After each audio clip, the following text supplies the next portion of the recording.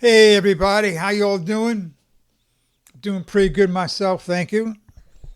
The old geezer Bob here, the old ham and egger, and I'm gonna get right down to it.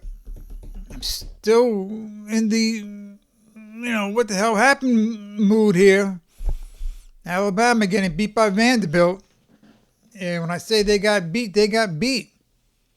They got beat from the very beginning of the game, the very beginning to the very end. It was Vanderbilt. We're talking about Vanderbilt here. My goodness, the only Vanderbilt which that many people know is the Vanderbilt from F Troop. The sentry, right? The guy who can't see, who can't hear, but he's F Troop sentry. They put him on top of the watchtower there, and he's got to watch for Indians. And anyway, the honeymoon is over for Coach DeBoer.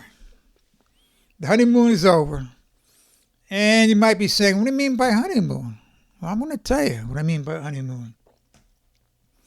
No one expected him to be the next Nick Saban. No one expected Alabama to have a run the way they did before. Times have changed. It's just not going to happen. People did expect, though, that Alabama would still be Alabama. And when Coach DeBoer came in, he wanted to do his own thing. And he did a good job in recruiting. But there were a lot of things he did that people thought, that I thought, for example, I go, I don't know about that. But it's the honeymoon, right? He's the coach. He's going to bring his own style. He's got the track record to prove the guy is a winner. So we let that slide. It's the honeymoon. For example, when during practices he would have music piped in. Now, you can imagine the type of music they had in, right? But Coach Saban would never do that, but Coach Saban is no longer here. He's on ESPN and he's on those commercials. He's on a whole bunch of commercials, right? So when Coach DeBoer said, let's have some music, all right, we let that slide. Then he brought an ice cream truck into the practice one day. Because it gets hot in Alabama, underneath that sun twice a day. We said, okay, we'll see what happens. And then when you would see all these Alabama players on these podcasts, on these being given interviews by everybody, something Coach Saban would never do. He said, okay, we'll see what happens. So it starts out, I won't give you the whole routine, but there was a bump in the road against South Florida. We figured it's a bump in the road. These things happen. Took care of Wisconsin. But the Wisconsin kind of took care of themselves, too, with their quarterback getting hurt. Then we played Georgia. This was the big game. And we beat Georgia for the first half. And even the second half, when they came back, there was still a lot of, adjustments have to be made. Maybe Alabama took their foot off the gas pedal, and these things happen. The way I figured out was this. I thought, okay, we'll learn from this. The defense will get better. They'll learn how to make adjustments. The secondary will improve every week. We should be in good shape by the time we face Tennessee and Louisiana State and so on. And besides, we got Vandy next week. What's to worry about? You know what? I think a lot of guys on Alabama's team said, what's to worry about? I said the same thing, what's to worry about? And if you saw the game, it's not so much that Alabama lost to Vanderbilt. Well, yes, it is in a way. But first of all, people are now making excuses. Well, this ain't the same old Vandy. Vandy's got a good team. They're not the Vanderbilt of old. Oh, I don't want to hear that. Spare me that nonsense. I'm not buying it. No, I'm not buying it. Yes, they're a better team. Big stinking deal. You don't lose to Vanderbilt, period. And that's how they lost. It wasn't a last-minute fluke, right? Guy throws a pass 80 yards into the end zone. It bounces off the helmet of one Alabama player, then bounces off the helmet of another Alabama player, and a Vanderbilt guy makes a diving catch, and now Vanderbilt's got the big upset. No, it was a beatdown. That's right, you heard me. Vanderbilt beat down Alabama. They beat down my Alabama Crimson Tide. And voila, the honeymoon was over. As it should be. A minor thing that people are also commenting on was our giving him a benefit of the doubt. Kind of stretched in the first, before the game started. When Coach DeBoer came out dressed, wearing a shirt that looked like it came from the Dollar General checkout line. You understand? You go to Dollar General, you got the checkout line. They got some stand there with a bunch of stuff, right? A bunch of team apparel that goes for $2.95 or $4.95. No, come on, you don't wear that stuff. Does he know where the hell he's coaching? This is the University of Alabama he's coaching at. He's not coaching at Washington. And that's it. That's another thing he's got to learn. And I hope he learns it quick. This is not Washington. When he was with the Huskies, if they lost a game, that people might say, they lost. But they tried. They tried real hard, those guys. They tried real hard, and let's go to Starbucks for a Frappuccino, Mochaccino, whatever the crap they serve there. And off the topic a little bit, Starbucks has got the worst coffee I've ever tasted in my life. My wife got a little gift card. I don't know why, but she did for Super Starbucks. So I go there with her, and I want to check out the coffee. Just the coffee. None of this... None of the 5,000 flavors they have. I just want to taste the coffee. So I go outside, got my cup, go outside, take a sip. I swear, I spit it out. The worst coffee I've ever tasted in my life. And I'm saying out loud, how do people drink this shit? People do. Anyway, Coach DeBoer, Alabama fans after a loss, they're not going to go to Starbucks. They might go to Bubba's Barbecue, and they're not going to be talking, oh, it was a tough game, we should have won. No, sorry. And it's not Washington either. Where after Huskies lost, the people might say, oh, Washington lost, but we got the Seahawks tomorrow. No. There are no Seahawks tomorrow. There is nothing tomorrow. Not even Saints fans. Not even Falcon fans. Because for those Alabamians and most Alabama fans, it's Alabama first, then the Falcons. Alabama first, then the Saints. And it goes on and on. So he's got to realize that. And he better realize it soon. Which leads me to the next point, is that he's in the hot seat. You might say, well, what do you mean he's in the hot seat? He's only lost one game. You understand. He lost to Vanderbilt. That's more than one game. He didn't get beat by Tennessee. A lot of us were thinking that's a very strong possibility to get beat by Tennessee at their home. He didn't do that. He lost to Nashville. Come on. It's only one game.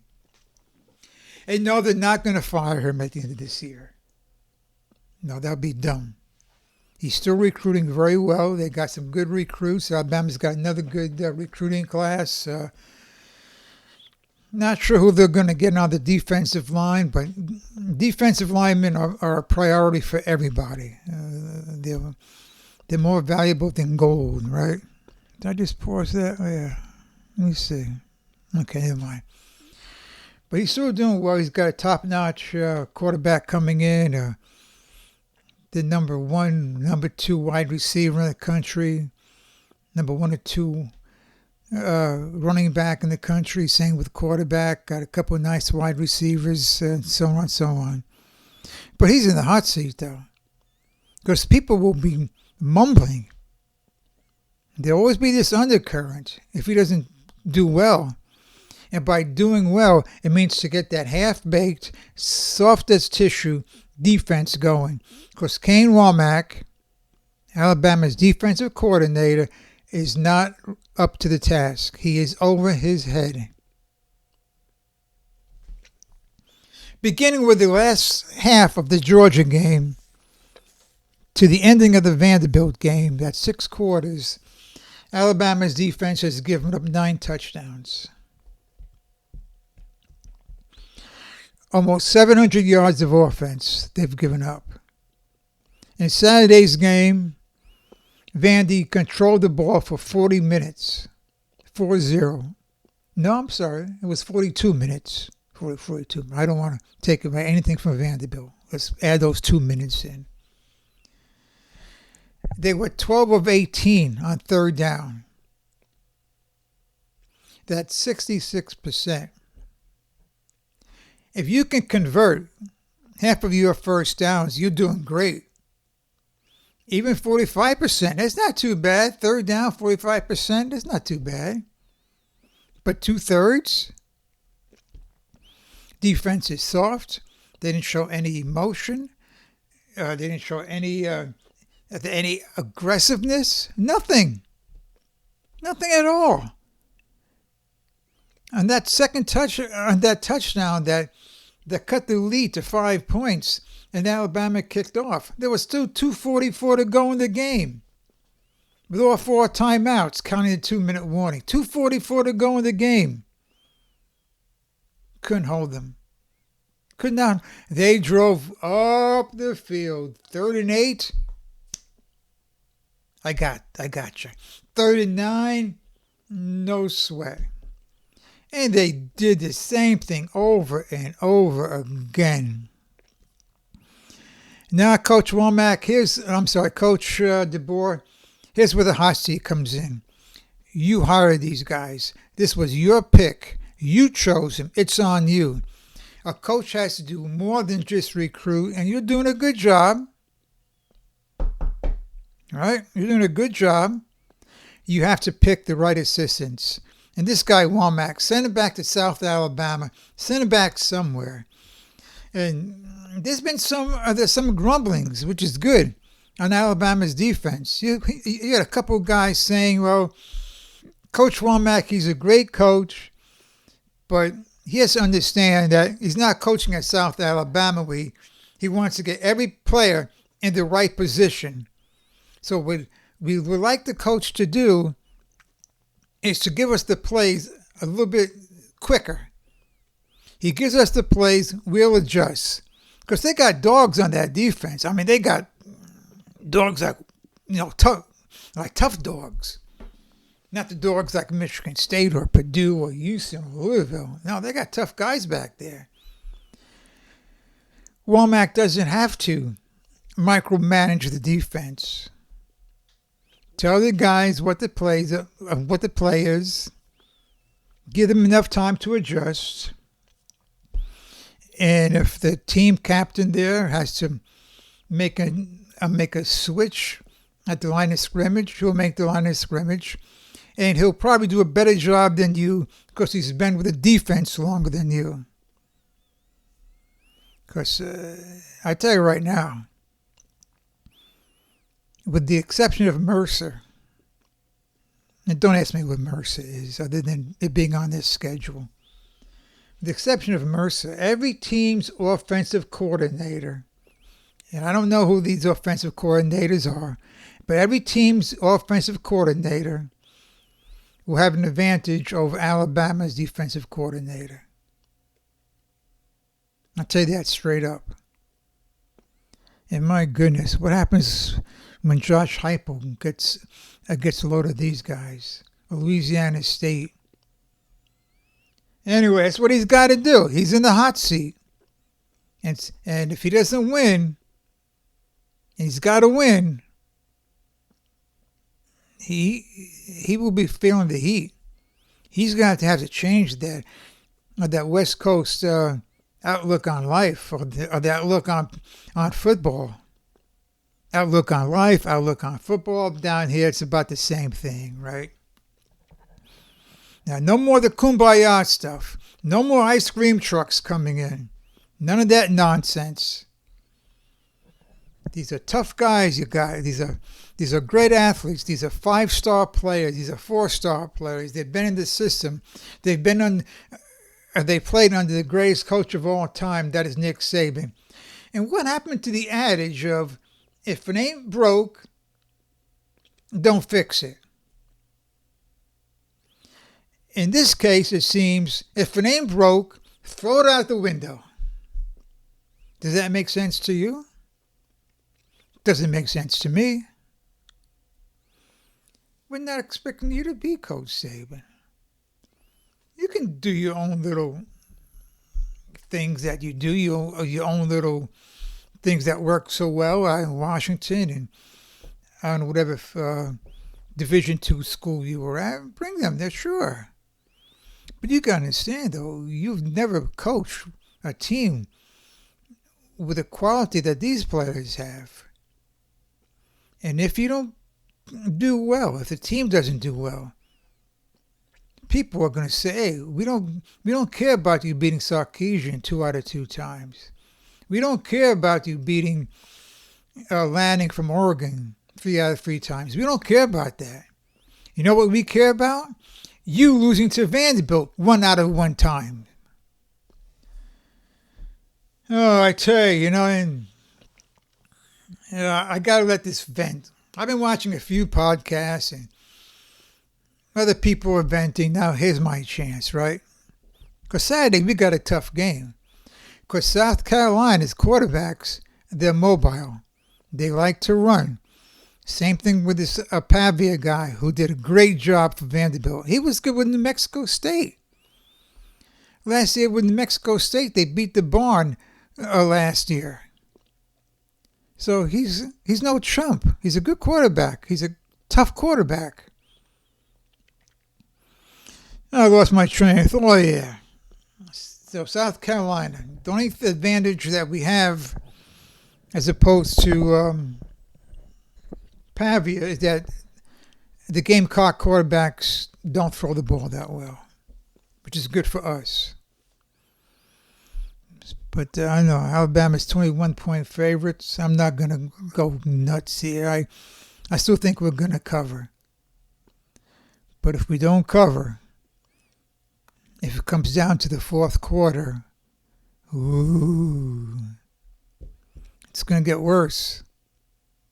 And if that defense doesn't perform the way it should be, it's going to get worse. Now, Joel Klatt, he's one of the announcers on Fox. I think it's on Fox. It doesn't matter. He's one of those guys that talks a lot on TV, but they all do, right? And bad news for me is that Joe Tessitore will be calling the Alabama game this Saturday, which means the mute button will be on about 95% of the time. I might have mentioned about Joe Tessitore before. He's a guy who, he's nice and calm. He's got a nice voice to do football games, and he's calm and everything until something happens which is exciting. And something exciting for Joe Tessitore is picking up 2 yards on 3rd and 1. Then he goes bananas, right? Yeah, he yells. He screams. He screams. First quarter, a 10-yard pass to the sidelines. He goes bananas. How much of a loudmouth is he? He actually makes Jesse Palmer look quiet. And that says a lot. Anyway, Joel Klatt, a few years ago, I think Alabama got beat. They might have gotten beat in the national championship game by Clemson when they had Trevor Lawrence, and it was a blowout. But those, you get blown out by a good team. That's one of those things. Right? Things happen.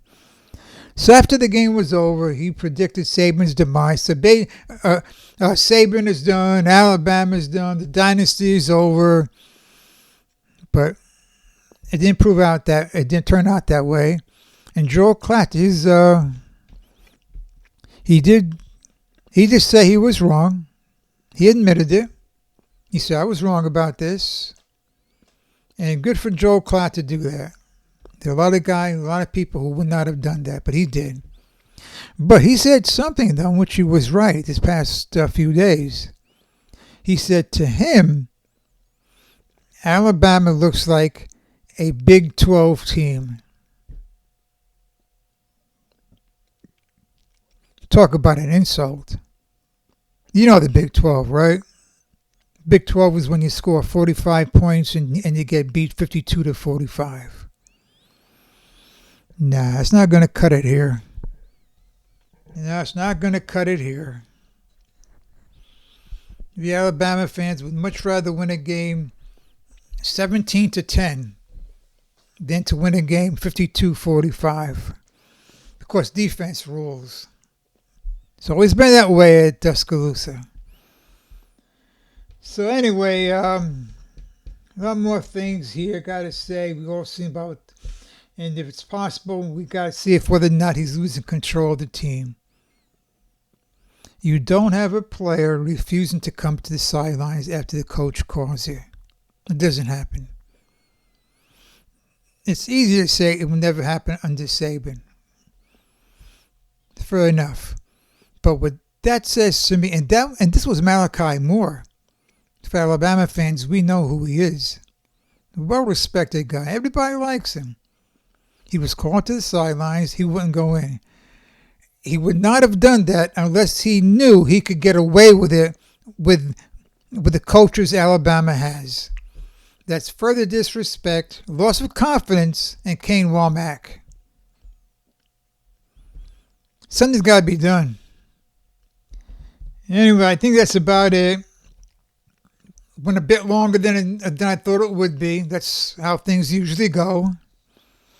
Got a lot more good weekend in college football this week. Good football, but I'll get to that tomorrow, though.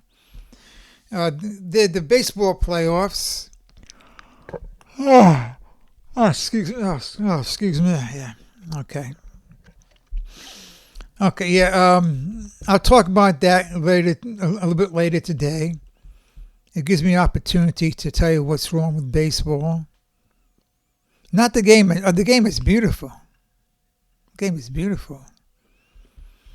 But these days, it came to mind that you get a starting pitcher, right? And you pay him $15 million a year over 5 years, right? You're paying him all that money, hoping he can give you 5 innings a start.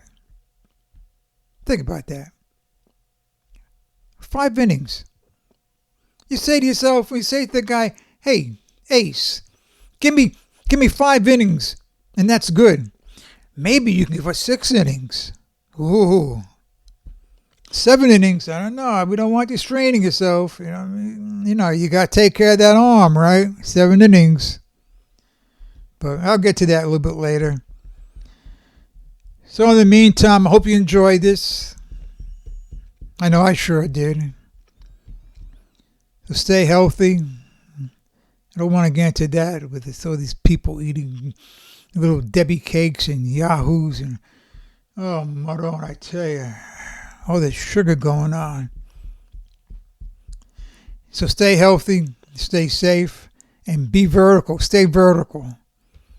I'll talk to you all again later.